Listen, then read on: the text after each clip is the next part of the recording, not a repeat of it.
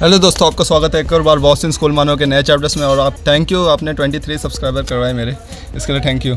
तभी scene shift होता है, जहाँ से ख़त्म हुआ था वहाँ से शुरू होता है। तभी सैथ और उनके साथ चलने लगता है वो चाइनीज़ बंदों के साथ। और सैथ कैंग जहाँ जाता है वहाँ पहले से ब्रॉक चेंग और विक्टर चू था, जिनको सब लोग चाइनीज़ बंदों ने घेरा था।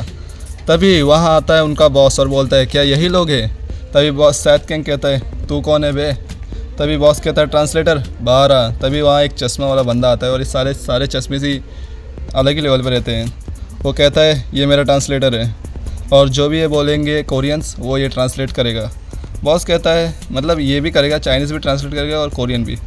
तो ये बॉस कहता है, कितनी शर्म की बात है कि हम फिर से एक कोरियन से हार गए। तीनों उसकी तरफ गुस्से से देखने लगते हैं। तभी बॉस कहता है, चिंता मत करो, आज मैं तुम्हें हराऊँगा, चलो फिर एक एक करके आ जाओ, कौन पहला आना चाहता है। तभी वहाँ उसके सामने आता है विक्टर चू। विक्टर चू कहता है, तू मेरा दिमाग ख़राब कर रहा है। बॉस कहता है, क्या शुरू करे? विक्टर कहता है, क्या बोल रहा है बे तू, कुछ समझ में नहीं आ रहा। तभी विक्टर मतलब एकदम आसान से एक पंच मारता है जिससे वे अपना बॉस डॉच करता है। तभी बॉस एक पंच मारता है सीधा विक्टर के पेट में, जिससे विक्टर स्लाइड करते हुए पीछे जाता है और उसकी हालत ख़राब होने लगती है और वो अपने घुटनों पे आ जाता है। और बॉस अपना एक मार्शल आर्ट्स यूज़ कर रहा था, कौन सा पता नहीं, शायद कुंफू कर रहा है। तभी बॉस कहता है, दूसरा कौन है, आ जाओ। तभी अपना ब्रॉक चेंग आगे आने वाला था, पर उसको हटा के सैथ किंग आगे आ जाता है। तभी सैथ किंग कहता है, तू साले हराम का। और तभी सैथ जंप करके एक किक मारने वाला था जिसे बॉस झुककर डॉच करता है, लेकिन सैथ ज़मीन पर लैंड होता है अच्छे से पंच। तभी सैथ को एक पंच पड़ने वाला था पर सैथ उसको डॉच करता है। फिर सैथ एक पंच मारता है जिससे बॉस डॉच करता है, लेकिन बॉस एक लात मारता है सीधा सैथ किंग के ठुड्डी पर, जिससे सैथ किंग पीछे होता है। सैथ किंग कहता है, काफ़ी ज़्यादा फास्ट है ये अपने साइज़ के मुताबिक। तभी बॉस एक पोजीशन में आता है। और ये कौन सा मार्शल आर्ट्स है दोस्तों, आप कमेंट में बताओ, अगर आपको लगता है कुंफू है तो शायद। तभी बॉस एक लात मारता है जिसे सैथ किंग अपने दोनों हाथों से ब्लॉक करता है। काफ़ी मज़ेदार है। दूसरी तरफ सोफिया जो मिस के पास जाती है और उनको सारी बात बताती है। और बाथरूम के पीछे रॉड और ये जून किम जो स्मोकिंग कर रहे थे। तभी रॉड देखता है कि मिस और वो सोफिया भागते हुए कहीं जा रहे हैं। तभी रॉड कहता है, कुछ हुआ है क्या? जून किम कहता है, देखो उन्हें, कुछ लगता है कुछ गड़बड़ है, हमारे बॉस के साथ लगता है कुछ हुआ तो नहीं। तभी दोनों खड़े होते हैं और जून कहता है, चलो हमारे बॉस के पास हमें जाना चाहिए। दूसरी तरफ सैथ और उनका बॉस यानी चाइनीज़ लीडर का बॉस लड़ रहे थे। तभी सैथ एक पंच मारता है जिससे बॉस डॉच करता है। तभी वो सैथ पर एक अटैक करता है पर सैथ उसको डॉच करता है।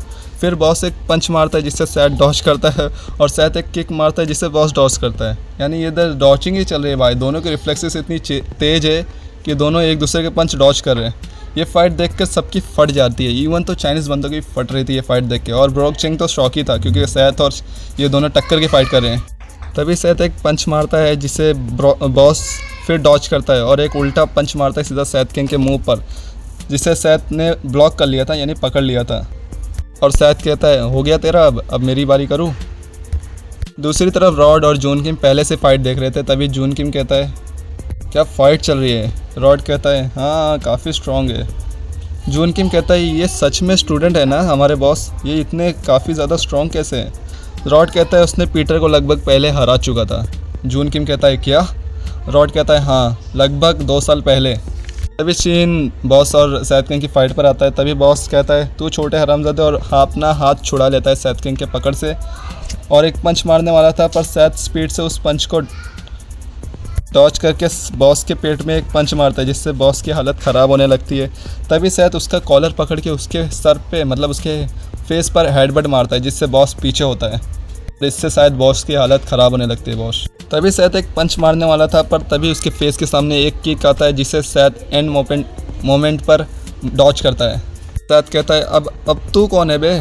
वो बंदा चाइनीज़ ड्रेस में था, उसने पूरे ब्लैक कपड़े पहने थे और उसने ब्लैक गॉगल्स पहना था। वो काले चश्मे वाला चाइनीज़ बोलता है, तुम हार गए ना उस बॉस को, अब साइड हट जाओ।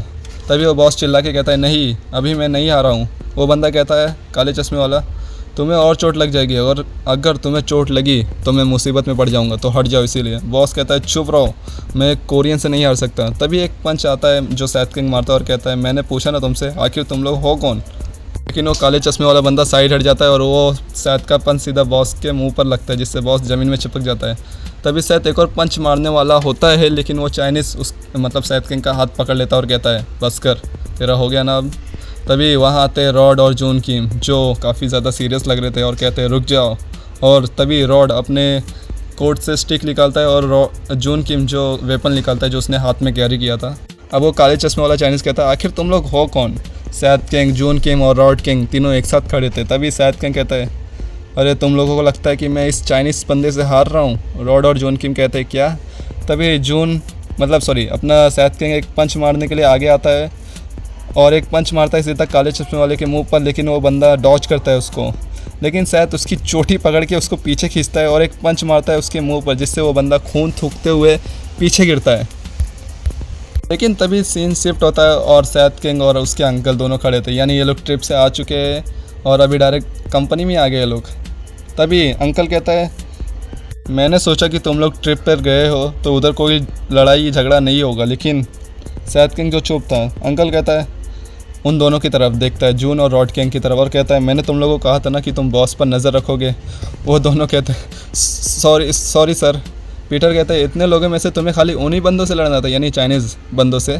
सैद किंग कहते हैं तो क्या वो हम पे अटैक करे और मैं क्या वहाँ से भाग जाऊँ? मैं ऐसा नहीं हूँ। अंकल कहता है हाँ।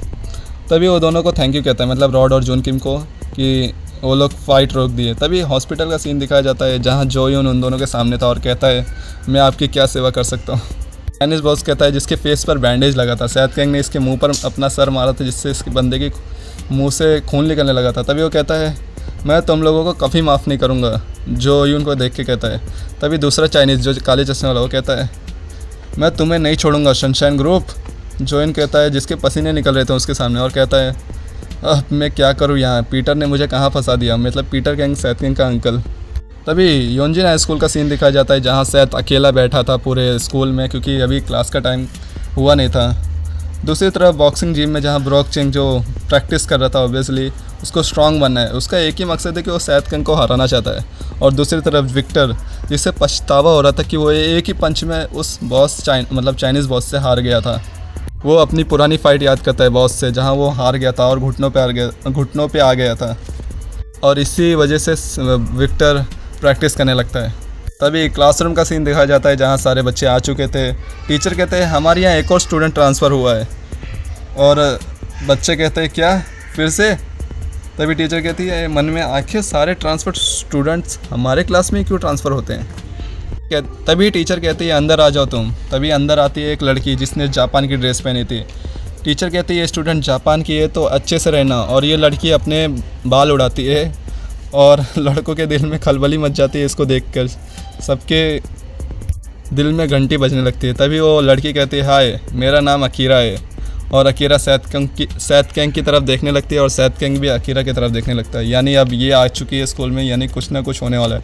तो दोस्तों आगे के चैप्टर्स में काफ़ी ज़्यादा मज़ा आने वाला है, तो चैनल को सब्सक्राइब और वीडियो को लाइक कर देना। और दोस्तों जल्दी 30 सब्सक्राइबर के करीब है हम लोग, जल्दी करवा देना।